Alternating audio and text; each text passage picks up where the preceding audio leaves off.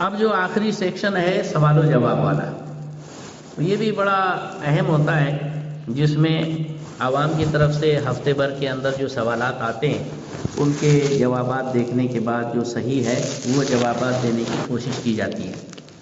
بہت ہی اجازت ہے؟ ایک سوال آیا تھا کہ بالغ ہونے کی عمر کیا ہے لڑکے لڑکیوں کے لیے؟ تو اسلام کے اندر شریعت اسلامیہ میں لڑکی کے واسطے کم سے کم 9 سال کی عمر ہے بالغ ہونے کی، کہ کم سے کم 9 سال میں بالغ ہو سکتی ہے بچی، اور لڑکا کم سے کم 12 سال کی عمر میں بالغ ہو سکتا ہے، اور زیادہ سے زیادہ 15 سال لڑکے لڑکی دونوں کے لیے کامن ہے۔ 15 سال اگر عمر ہو گئی اور بالغ ہونے کی کوئی نشانی ظاہر نہ ہوئی تو اس کو بالغ ہی مانا جائے گا، بھلے اس کو احتلام نہ ہو یا کچھ بھی نہ ہو، لیکن پھر بھی وہ بالغ رہے گا، اس پر نماز روزے فرض ہو جائیں گے۔ ایک سوال تھا طلاق رجعی اور طلاق بائن میں کیا فرق ہے اور رجعت کا کیا طریقہ ہے؟ طلاق رجعی کھلے لفظوں میں صاف صاف شبدوں میں جو طلاق دی جاتی ہے اس کو طلاق رجعی کہتے ہیں، کھلم کھلا اور کھلے عام جو طلاق ہوتی ہے، جیسے شوہر بیوی کو بولے میں نے تجھے طلاق دیا، یعنی شوہر زید بیوی ہے ہندا، زید ہندا سے بول رہا ہے میں نے تجھے طلاق دیا، میں نے تجھے چھوڑ دیا، میں نے فارکتی دیا، تو یہ سارے الفاظ جو خاص طلاق کے واسطے ہی بولے جاتے ہیں، یہ ان لفظوں سے طلاق دینے پر طلاق رجعی پڑے گی۔ اس کا ارتھ مطلب یہ ہوتا ہے کہ ایک بار بولے یا 2 بار طلاق کے لفظ بولے تو اس کو رجعت کرنا یعنی بیوی کو واپس نکاح میں لوٹانے کا حق رہتا۔ اور ایک ہوتی ہے طلاق بائن۔ طلاق بائن بولے تو ڈھکے چھپے لفظوں میں، کھلے عام کھلے صاف لفظوں میں نہیں بلکہ چھپے چھپے لفظوں میں طلاق دینا، چل تیرا میرا کوئی سمبند نہیں ہے نا، چل یہاں سے تیرا میرا کوئی تعلق نہیں، نکل جا تو گھر سے، اب تو میری نہیں، یہ ایسے الفاظ بولا طلاق کی نیت سے بولا، یا ایسی سچویشن کی بالکل طلاق کے مسئلے کی اور اس میں بول دیا تو پھر طلاق پڑ جائے گی، تو اس سے طلاق بائن پڑ دیا۔ طلاق رجعی میں تو ریورس کرنے کا چانس رہتا ہے، طلاق بائن میں ریورس کا چانس نہیں رہتا، فوراً نکاح ختم ہو جاتا، یہ اس کے نکاح سے خارج ہو جاتی، عدت گزارنا پڑے گا اس کو، اور عدت گزار کے کسی اور سے شادی کر سکتی ہے۔ اگر اسی سے شادی کرنا چاہے تو عدت کے اندر بھی یہ طلاق دینے والے شوہر کے ساتھ شادی ہو سکتی ہے، حلالے وغیرہ کی ضرورت نہیں ہوتی طلاق بائن میں۔ اور طلاق رجعی کے اندر یہ ہے کہ بھئی نوا نکاح پڑھانے کی بھی ضرورت نہیں ہے، 2 لوگوں کے بارے میں 2 مردوں کے سامنے بول دیا کہ میں نے اپنی بیوی کو اپنی نکاح میں واپس لیا تو ہو گئی اس کی رجعت، نکاح بھی پڑھانے کی ضرورت نہیں۔ لیکن اس میں یہ صورت رہے گی کہ اب جتنی بچی تھی اتنی ہی طلاق دینے کا مالک رہا۔ ایک آدمی زیادہ سے زیادہ عورت کو 3 طلاق دے سکتا ہے، ایک بار طلاق دے دیا رجعت کر لیا، اب اس کے کھاتے میں 2 ہی طلاق بچی، دوسری دے دیا تو اب 1 طلاق بچی رجعت کرنے کے بعد، جب یہ تیسری جب دے گا تو پھر بغیر حلالے کے پھر واپسی کا کوئی راستہ نہیں رہے گا۔ اور فیس بک واٹس ایپ پر کسی تصویر کے لیے سبحان اللہ ماشاء اللہ کمنٹ کرنا کیسا؟ بڑا زبردست مسئلہ آ گیا ہے نا۔ تو تصویر کے بارے میں تو سبھی کا اتفاق ہے کہ تصویر تو حرام ہے، لیکن اب کچھ لوگ جو ہے یہ موبائل کی تصویر کو تصویر ماننے سے ہی تیار نہیں ہے، وہ کہتے ہیں وہ ریز ہوتی ہے، وہ کوئی فوٹو نہیں ہوتا ہے، وہ تو ایک کرنیں ہوتی ہے، شعاعیں ہوتی ہے، لہذا اس کو تصویر کا حکم نہیں لگے گا۔ تو اب وہ ان کا مسئلہ ان کے ساتھ، لیکن جو مرکز اہل سنت بریلی شریف کا فتویٰ یہ ہے کہ تصویر حرام ہے، موبائل کے اندر ہو تو بھی حرام ہے، ٹی وی ویڈیو کے اندر ہو تو بھی حرام ہے، لہذا جو یہ مسئلہ اور مسلک رکھتے ہیں کہ تصویر حرام ہے ان کو تو کھنچانا بھی حرام، اپلوڈ کرنا بھی حرام، اور ایسی کسی تصویر کو لائک کر کے سبحان اللہ کہنا بھی حرام ہوگا، اس لیے کہ جب تصویر کو حرام مان لیا تو اصول ہے شریعت کا الرضا بالحرام حرام، حرام پر راضی ہونا بھی حرام کہلاتا ہے۔ اب یہ ایک مسئلہ تھا بڑا آج کل بار بار آ رہا ہے، ٹیلی فون پر نکاح درست ہو سکتا ہے کہ نہیں؟ ٹیلی فون پر نکاح پڑھانے سے نکاح ہوگا کہ نہیں ہوگا. تو اب نکاح کے لیے ضروری کیا ہے؟ ایجاب و قبول 2 گواہ. کہ باقاعدہ نکاح 2 گواہوں کے سامنے ہو، کم سے کم 2 گواہ ہونا چاہیے دلہا دلہن کے علاوہ. اور ایک طرف سے ایجاب ہو، دوسری طرف سے قبول ہو. یہ نکاح کے بنیادی حصے ہیں من شروط. اور باقاعدہ نکاح کے شرطوں میں سے ہے کہ من شروط ہی سماع شاہدین کلامہما معا، گواہوں کا دولہے کی بات ایک ساتھ سننا بھی ضروری ہے اور دلہن کی بات بھی خود سننا ضروری ہے ایک ساتھ.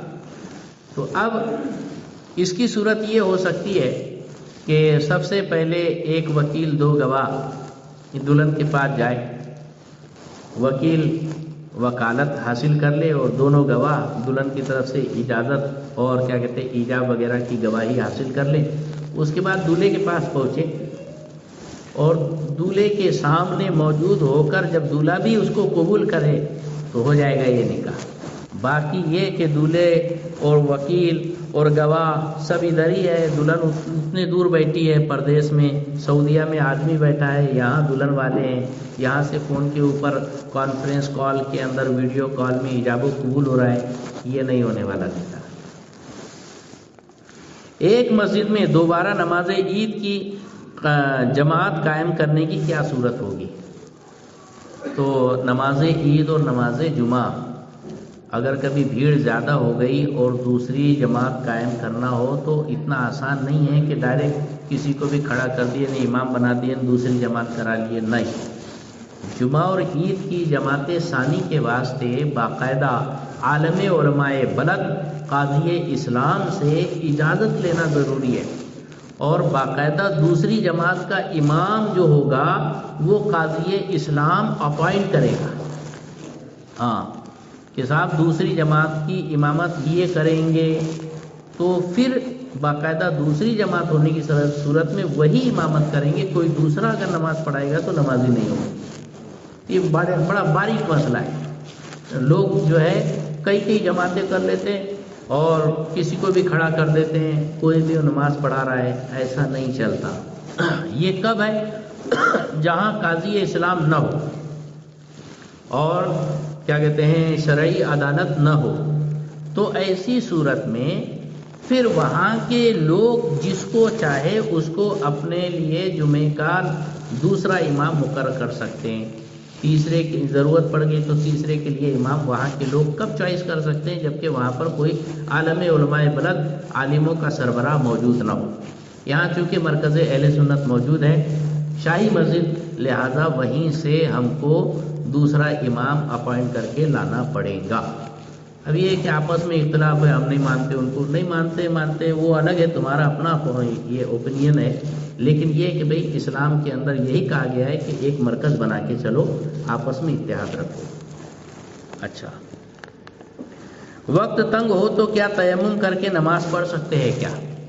فجر کے وقت ایسے ٹائم پر آنکھ کھلی کہ غسل فرض تھا، اب نہانے کو جائیں گے تو سورج نکل آ جائے گا، وضو کرنے لگیں گے تو سورج نکل آ جائے گا، تو جھٹ پٹ ہے تو 2 تھاپ مار کے تیمم کر کے نماز پڑھ سکتے کیا؟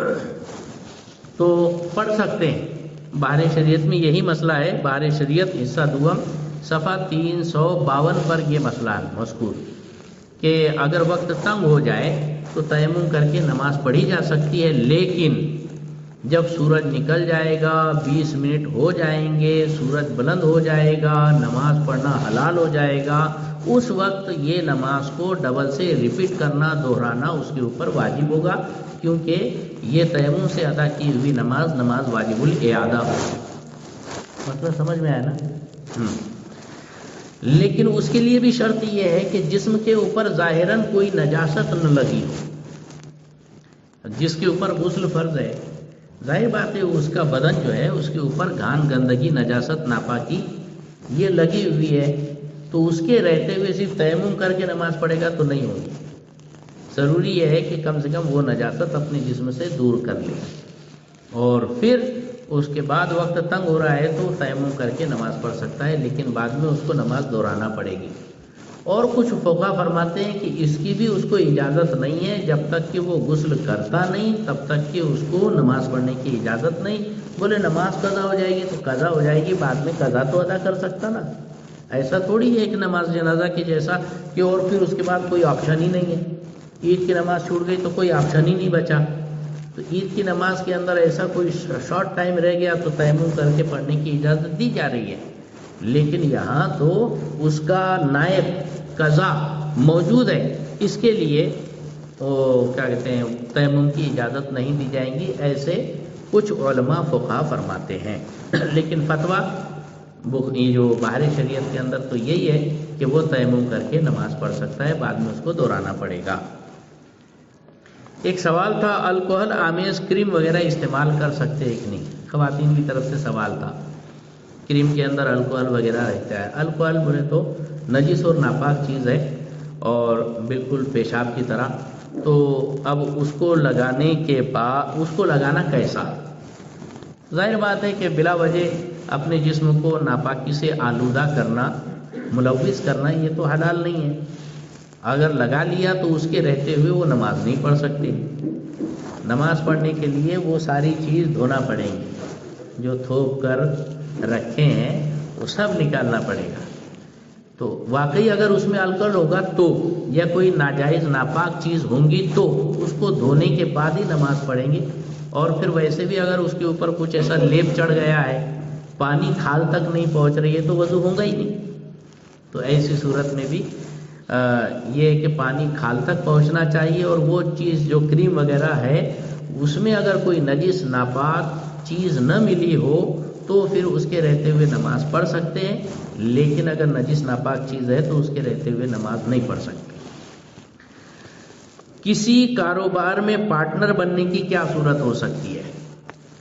تو کسی کے کاروبار میں پارٹنر بننے کی صورت یہی ہو سکتی ہے کہ صاحب آپ چاہو تو ایک طرف سے پیسہ، دوسری طرف سے محنت، ایک آدمی پیسہ لگا رہا ہے، دوسرا محنت کر رہا ہے، اور جو کچھ بھی انکم ہو رہی ہے اس کا جو نفع آ رہا ہے خرچہ نکالنے کے بعد، خالص جو نفع ہے اس کے اندر پرسنٹیج طے کر لے کہ بھئی یہ پیسہ دینے والا اس کا 50-50 رکھیں گے، یا یہ 20% ہے اور 80% محنت کرنے والا، یا پیسہ دینے والا 40% اور محنت کرنے والا 60%، ایسا جو بھی پرسنٹیج نفع میں رہے گا اتنا ہی نقصان میں بھی شریک ہونا ضروری ہوگا۔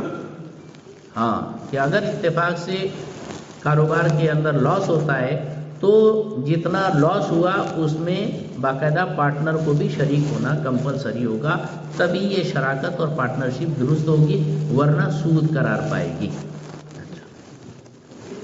یہ جو بچے کی بالغ ہونے کی عمر جو 12 سال ہے، اگر کوئی 13 سال 14 سال کا بچہ صف میں آ جاتا ہے تو لوگ اس کو نکال دیتے ہیں، یہ کرنا چاہیے؟ یہ غلط ہے کہ اگر جیسے بچہ تو 14 سال کا بچہ ہے، اس کو عام طور پر اگلی صف میں جانے نہیں دیتے لوگ، اور اگر چلے گیا تو اس کو پکڑ کے کھینچتے ہیں، پیچھے لاتے ہیں، یہ گناہ کرتے ہیں۔ ہاں کیونکہ ہو سکتا ہے آج کل جو ہے نا دور ایسا آ گیا کہ وقت سے پہلے بچے عمر کو پہنچ جا رہے ہیں، ان پہ نمازیں فرض ہو چکی ہوتی ہے، وہ اگلی صفوں میں آتے ہیں، ان کا حق ہے وہ آ سکتے ہیں اگر کبھی وہ بالغ ہو چکے ہو، اور ایسے کو کھینچ کر اگر پیچھے لا رہے ہو تو اچھے بھلے آدمی کی نماز آپ برباد کر رہے ہو۔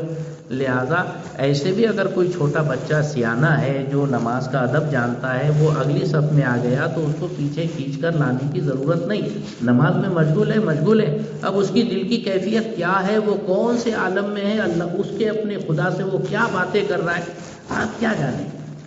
کوئی ضروری ہے کہ ہم ہی بالکل عرش پر پہنچنے والے ہوں؟ نہیں، ارے ہماری نمازوں کا کیا حال ہے ہم کو خود پتہ ہے، لیکن ہو سکتا ہے یہ ننھے بچے کا دل اللہ تعالیٰ قبول فرمائے۔ لہذا کبھی بھی کسی کو نماز کے اندر ڈسٹرب بالکل نہیں کرنا چاہیے، وہ بچہ ہو یا بڑا ہو۔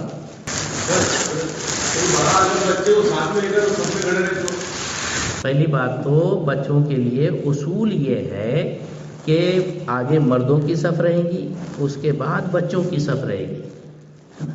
بچوں کے لیے پچھلی صف ہوگی۔ کون سے بچے؟ جو نابالغ ہیں ان کے لیے نابالغ بچوں کی پچھلی صف ہونا چاہیے۔ اب اس میں کوئی سیانہ آدمی اپنا بچہ اپنے پاس ہی باندھ کے رکھ رہا کہ ادھر ادھر نہ بھاگ جائے، اس کو کوئی مارے نہ، یہ کوئی چلائے نہ، دوسرے اس کو ستائے نہ، تو اتنا پیار ہے تو گھر پہ رہنے دو۔ اللہ کے رسول نے ارشاد فرمایا جنب المساجد عن المجانین والصبیان، بچوں اور پاگلوں سے مسجدوں کو محفوظ رکھو، لہذا بچہ یعنی وہ بچہ جو نابالغ ہے اور مسجد کا احترام نہیں رکھ پائے گا، ایسے کو مسجد میں انٹری ہی نہیں ہے۔ ہاں کہ جب 7 سال کے ہو تو اللہ کے رسول نے فرمایا مرو اولادکم بالصلاۃ اذا بلغوا 7، جب وہ 7 سال کے ہو تو نماز کا حکم دو، اور جب 9 سال کے ہو تو مار مار کے نماز پڑھاؤ، ہے نا۔ تو پتہ چلا 7 سال سے پہلے والے بچوں کو تو مسجد میں انٹری نہیں ہے، ان کو نماز پڑھنے کا حکم دینے کی بھی اجازت نہیں۔ 7 سال کے ہوں گے تب اس کو نماز پڑھنے کا حکم دیں گے، تب 7 سال کا بچہ مسجد میں آئے گا تو وہ بھی 7 سال کا جو مسجد کا احترام رکھتا ہو، ملحوظ، شرارت نہ کرتا ہو، چیخ پکار نہ کرتا ہو، پیشاب پاخانہ نہ کرتا ہو، اسی کے لیے انٹری ہے، ورنہ اس کے لیے بھی حضور نے نو انٹری فرمایا کہ مسجدوں کو بچوں سے بچاؤ۔ تو یہ ہے کہ باپ اپنے بازو میں لے کر کھڑا ہو رہا ہے، یہ باپ کی غلطی ہے، ایسا نہیں کرنا چاہیے۔ بچے کو پہلے ادب سکھاؤ، گھر پہ ٹریننگ دو، مسجد میں ٹریننگ دینے کی ضرورت نہیں ہے، مسجد میں ٹرینڈ بچے آئے۔ اللہ تعالی ہماری حاضری قبول فرمائے۔ ربنا آتنا فی الدنیا حسنۃ وفی الآخرۃ حسنۃ وقنا عذاب النار، وصلی اللہ تعالی علی خیر خلقہ سیدنا و مولانا محمد و آلہ و اصحابہ اجمعین۔ یا اللہ رحمان رحیم، یا کریم، یا ارحم الراحمین، فالکن باکسنگ کلب اور کدھا کے نوجوانوں کو خیر و برکت سے سرفراز فرما۔ الہ العالمین یہ نشستیں جاری و ساری رکھ اور اس کی خیر و برکتوں سے ہم سب کی ظاہر و باطن کو منور و تابناک بنا۔ اس میں دامے در میں قدم سخن حصہ لینے والوں کو دونوں جہان کی برکتوں سے مالا مال فرما۔ ہم تمام اتحاد، اتفاق، پیار، محبت عطا فرما۔ سیکھنے، اس پر عمل کرنے، دوسروں تک پہنچانے، عام کرنے کی سعادت اور توفیق رفیق عطا فرما۔ وصلی اللہ تعالی علی خیر خلقہ سیدنا و مولانا محمد و آلہ و اصحابہ اجمعین برحمتک یا ارحم الراحمین۔